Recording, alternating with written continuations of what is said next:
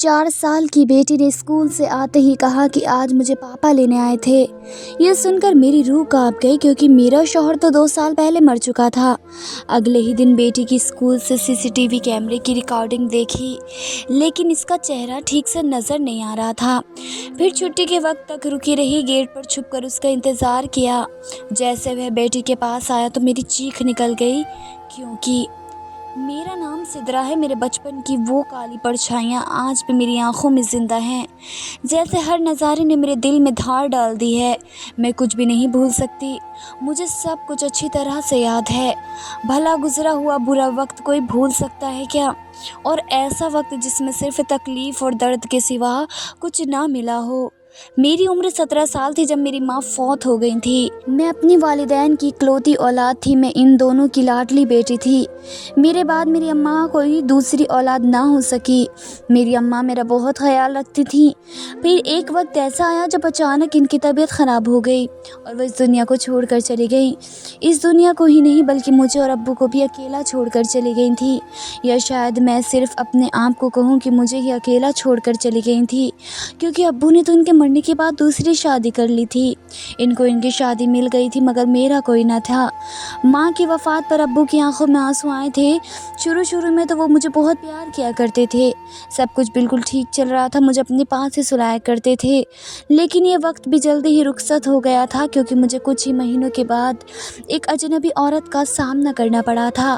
میرے ابو نے دوسری شادی کر لی تھی اور ایک اجنبی عورت ہماری زندگی میں آ گئی تھی، میری نئی ماں، میرے بابا کی دوسری بیوی۔ میرے لیے یہ سب کچھ صرف نیا تھا۔ مجھے اچھی طرح سے یاد ہے جب وہ پہلی بار گھر میں داخل ہوئی تھی تو ان کی آنکھوں میں میرے لیے کوئی محبت نہیں تھی، نہ کوئی اپنا پن تھا، جیسے میں اس کے لیے کچھ نہیں ہوں، جیسے میں اس کے لیے صرف ایک بوجھ ہوں۔ اس نے کبھی مجھے محبت کی نظر سے دیکھا تک نہیں تھا۔ اور پھر یہ بات وقت آنے پر پوری طرح سے سچ دکھائی دینے لگی۔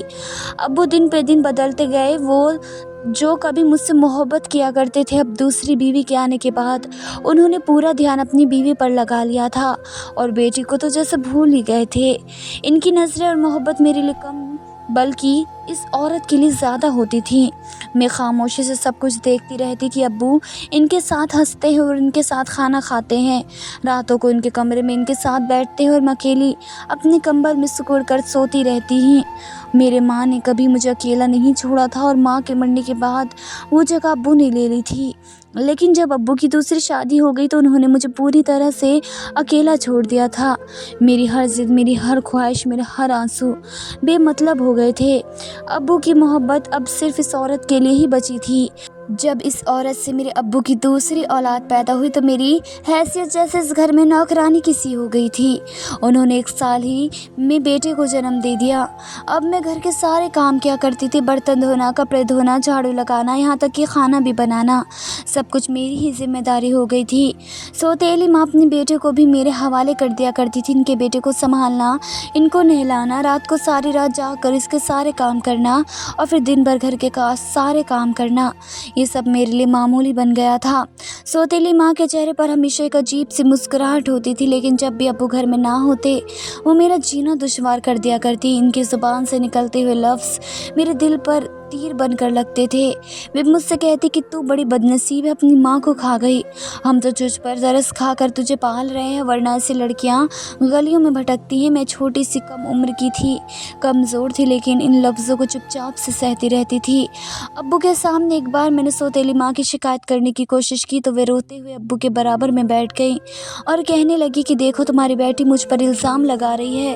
ابو نے بھی مجھے اپنے پاس بلایا، انہوں نے کہا کہ بیٹا کیوں الزام لگا رہی ہو؟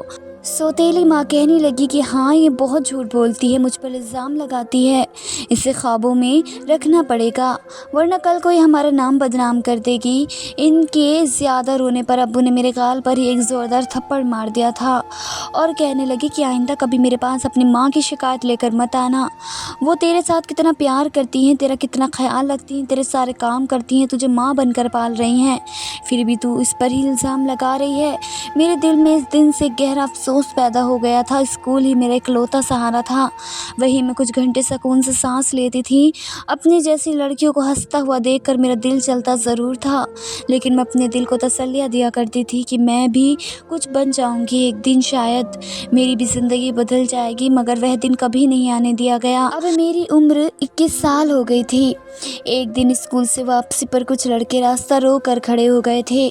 गंदी और लड़ाई झगड़े की बातें करने लगे। मैंने आगे बढ़ने की कोशिश की तो उन्होंने मेरा रास्ता रोक दिया। मैं डर गई थी, कांप रही थी। मुझ पीछे मुड़कर भी कोई नज़र नहीं आ रहा था। अचानक मुझे एक आवाज़ सुनाई दी, उसका हाथ मत लगाना वरना तुम्हारा हाथ तोड़ दूंगा। ये अमजद था। इसने लड़कों को धक्का दिया और मेरे सामने आकर खड़ा हो गया था। मुझे अपने पीछे छुपने का इशारा किया और फिर इन लड़कों को ऐसा भगाया जैसे वो कीड़ों के ढेर हों। मेरी नज़र इसके ऊपर थी। फिर जब वह मेरी तरफ पलटा तो उसकी आंखों में कुछ ऐसा था जो मेरे दिल को सुकून दे गया। मैंने नज़रें झुका ली, लेकिन दिल पहली बार किसी अजनबी धड़कन को महसूस करने लगा था। इस दिन के बाद अक्सर वे स्कूल के टाइम पर मेरे रास्ते में आ जाता था। कभी दूर से मुझे हेलो कह दिया करता तो कभी छाँव में खड़ा होकर मेरी तरफ देखता था। एक दिन इसने मुझसे पूछ ही लिया कि तुम कैसे हो। वो शायद मुझसे बात करने के बहाने ढूंढ रहा था, लेकिन इस अब शुरुआत करनी ही थी तो वह कर चुका था। मैंने हिचकिचाते हुए जवाब दिया कि ठीक हूँ। वो मुस्कुरा कर कहने लगा कि तुम हंसते रहा करो, हंसते हुए बहुत अच्छी लगती हो। इस दिन मैं सारा दिन आईने में खुद को देखती रही कि हंसी मुझ पर क्या वाकई बहुत अच्छी लगती है या फिर वह ऐसे ही मेरा मजाक बना रहा था। मगर वह सब कुछ एक ख्वाब बनकर रह गया था, क्योंकि कुछ दिन बाद ही सौतेली माँ ने मुझे जगाया था और कहा कि आज से तुम्हारा स्कूल जाना बंद। उठो, जल्दी जल्दी सारे काम करो, कपड़े धो, सारे बर्तन पड़े हुए हैं इनको भी धोना है, पढ़ाई लिखाई के ख्वाब छोड़ दो। दूसरे घर जाकर तुम्हें घरेलू काम ही करने हैं, ना कि पढ़ाई करनी है। मैंने कुछ कहने की कोशिश की तो वे ज़ोर से मुझे बालों से पकड़ कर खींचते हुए किचन तक ले गई और कहने लगी कि आज शाम का खाना तुम्हें ही बनाना है। मैं रोती रही और मजबूरन मुझे घर के सारे काम करने पड़े। अब वो जब शाम को घर आए तो कहने लगी कि आज तुम स्कूल क्यों नहीं गई थी। अभी मेरे मुंह से लफ्ज़ निकले भी नहीं थे कि मेरी सौतेली माँ ने आगे बढ़कर कहा कि तुम्हारी बेटी भाग गई थी, गलियों में पता नहीं कहाँ कहाँ घूम रही थी, मैं पकड़ कर इसे घर लेकर आई हूँ। पहले तो अब्बू ने मुझे घूर कर देखा, उन्होंने मेरी कोई बात नहीं सुनी और मुझ पर हाथ उठा दिया। उन्होंने मेरी बात सुनी भी नहीं थी और अपनी बीवी पर यकीन कर लिया था। उन्होंने मेरे बाल खींचते हुए कहा कि शर्म करो, तुम मेरी बेटी हो और ऐसे काम करती फिर रही हो। शरीफ लड़कियां ऐसे नहीं निकलती। आइंदा अगर मैंने तुम्हारी कोई शिकायत सुनी तो इन बालों पर कैंची चला दूंगा। आइंदा स्कूल जाने की भी कोई ज़रूरत नहीं है, पढ़ाई छोड़ दो, जो कुछ है वो यही है, घर का काम करो। मैं चुपचाप बैठकर रोती रही। मेरे अंदर का हर ख्वाब टूट कर बिखर चुका था। ना मोहब्बत थी, ना तालीम थी, ना रोशनी थी, ना ही घर का सुकून था। मेरे हाथों में बर्तन थे और दिल में एक बोझा जिसका वज़न दिन पे दिन बढ़ता जा रहा था। और एक शाम जब मैं सब्ज़ी लेने के लिए घर से गई थी तो रास्ते में मुझे अमजद मिला। कहने लगा कि सिद्रा, तुम कहाँ हो, इन दिनों नज़र नहीं आ रही हो, सब ठीक है ना। मैंने बस इतना कहा कि सब कुछ ठीक है। वह मेरी आंखों से बहते आंसुओं को देखकर कुछ कहना चाहता था, लेकिन मैं पलट कर चली आई। इस दिन के बाद मैंने जीना सीख लिया था। बस वक्त का कांटा कुछ समझ नहीं आता था, लेकिन अमजद मेरे लिए एक उम्मीद बन गया था। मैं मन ही मन में इसके बारे में सोचकर मुस्कुराती रहती थी, इसे याद किया करती थी। वे गली के नुक्कड़ पर मिलता था जहाँ से स्कूल का रास्ता शुरू होता था, और अब मैं स्कूल नहीं जाती थी तो वह मेरा इंतज़ार करता रहता था। एक दिन मैंने हिम्मत करके खुद वहाँ जाना शुरू कर दिया। शायद दिल को सुकून दिलाना चाहती थी कि अभी भी सब कुछ ख़त्म नहीं हुआ, मैं अभी सांस ले सकती हूँ। वो मुझे देखकर मुस्कुरा दिया, कहने लगा कि सिद्रा, ये दुनिया तुम्हारी जैसी लड़कियों के लिए नहीं बनी है, लेकिन हम इस दुनिया को अपने जैसा बनाएंगे। तुम बस मेरा हाथ थाम कर रखना। और मैं सच में इसका हाथ थाम लेती थी। वक्त गुजरता गया और हमारी मोहब्बत को 1 साल हो गया था। अमजद की उम्र मुझसे 2 साल ज़्यादा थी, वो 22 साल का था। अभी तक मेरी सौतेली माँ को पता नहीं चला था कि मैं घर के लिए अगर किसी काम से बाहर निकलती हूँ तो अमजद से भी मिलती हूँ, और हमारी ये खामोश मोहब्बत अभी तक कामयाब थी। हम दोनों कुछ न कुछ बोलते रहते थे, छोटी छोटी बातें जिसे 2 सच्चे साथी एक दूसरे से शेयर करते हैं। एक दिन इसने मेरा हाथ थाम कर कहा कि अगर तुम नहीं मिली तो शायद मैं भी मर जाऊंगा। मैं कहने लगी, ऐसा मत बोलो। वो तो सीरियस होकर कहने लगा, मैं तुमसे वादा करता हूँ कि तुम्हें कभी अकेला नहीं छोड़ूंगा। वो मुझे पार्क ले जाता था, हम बेंच पर बैठते थे।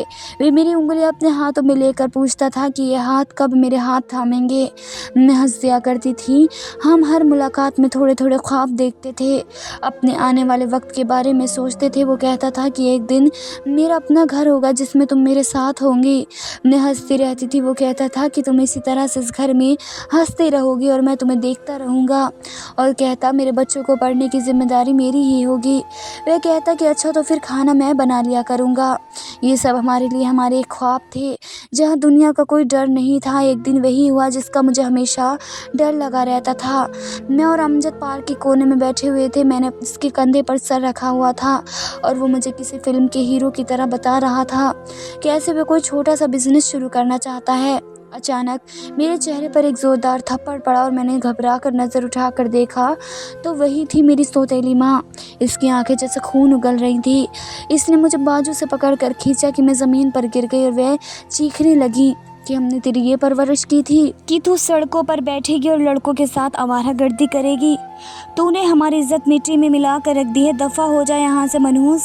अमजद ने आगे बढ़कर कुछ कहना चाहा तो मेरी सौतेली माँ ने उसे घूर कर देखा और कहा, तुम जैसे लफंगे लड़के ही ऐसी लड़कियों को बहकाते हैं और यह तुम्हारी है, ले जाओ इसे। हमने तो इसकी लाश को भी अपने घर की दहलीज पर नहीं आने देना।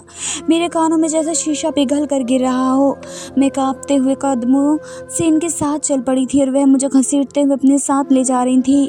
रास्ते में जो मिला इसे आवाज़ देकर बताया कि देखो लोगों, हमारी इज्जत की दुश्मन देखो, गंदी नाली की पैदाइश आवारा लड़की को देखो जिसने हमें छांव दी, जिसे सहारा दिया, जिसकी परवरिश की। अब ये हमारी बदनामी बन गई है।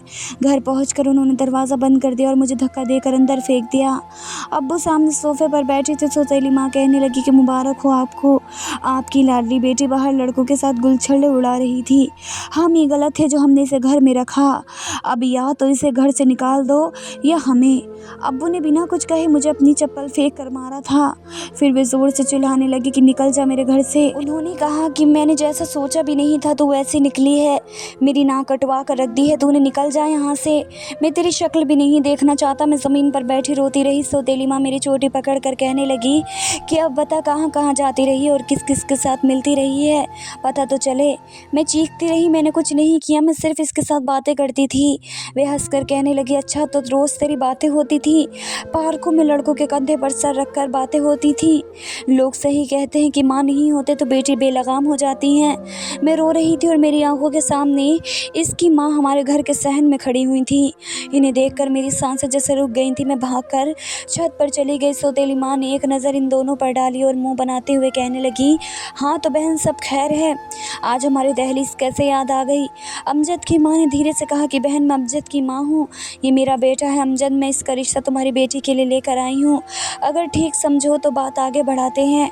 मैं खुश थी कि अमजद फ़ौरन ही अपनी माँ के साथ मेरे घर रिश्ता लेकर आ गया था। अभी अमजद की माँ की बात पूरी नहीं हुई थी कि मेरी सौतेली माँ हंसने लगी। ओहो कमाल की बात है, रिश्ता वो भी इस आवारा लड़की के साथ जिसे हमने कितनी बार पार्क में रंगों हाथों पकड़ा है। अमजद की माँ के माथे पर बल आ गए थे। उन्होंने कहा कि बहन तुम बात को गलत समझ रही हो, मेरी बेटी की नीयत साफ़ है, उसने मुझे सब कुछ बता दिया है। उसने मुझसे खुद कहा है कि वो सिद्रा के साथ शादी करना चाहता है, सपनाना चाहता है।